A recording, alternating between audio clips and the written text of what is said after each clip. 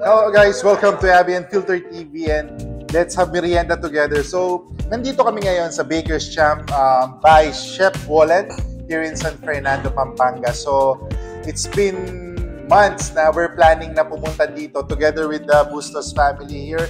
Actually, sila, best friend namin sila. So, kung may tinatawag na best friend, sila yung best friend family namin. No? So, sa sobrang close namin, kumuha kami ng bahay na mahalos magkatabi. No? So, yan, whole family nila and whole family namin. So, we are so excited na tikman yung mga croissant and mga products dito sa Baker's Champ. Kasi actually, marami ng vlogger ang nagpunta dito and sabi nga nila masarap. So, ang in-order namin itong ube, croissant, and something na may chocolate. I think meron itong Coco Crunch. So, dahil medyo social siya, hindi ko siya alam bigkasin. So, I think this is egg tart. Yan, sige. So, tikman natin. Ito, nakita ko sa isang vlogger. Itong, ano to, yung ube nila na, sige, lipat ko lang dito. Pero, syempre, hindi naman natin uubusin yan.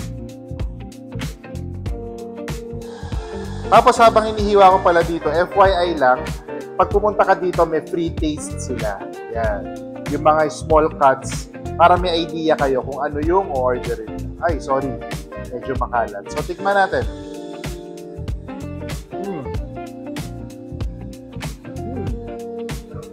Wow!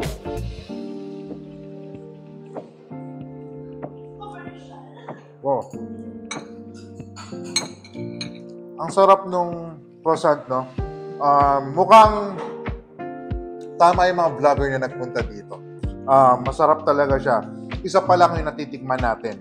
So, tikman natin yung iba. Anyway, yung anak ko si Onyok, pakita natin, mukhang lahat masarap para sa kanya. Hello ka, hi ka, hi. Di ba, yan, tinatanong mo kung magbablog ako, yan. Okay.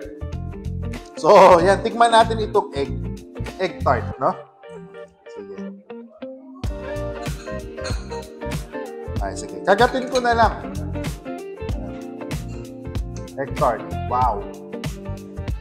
Oy, nakikichismis ako, narinig ko pala, no, na magkakaroon sila ng brunch sa Angeles yata this December. Sa Clark, yeah, magkakaroon yata sila. So, December. So, puntahan din natin yun. Ito kasi, dito sa may San Fernando, malapit sa bagong palengke ito. So, madali naman siyang i-waste.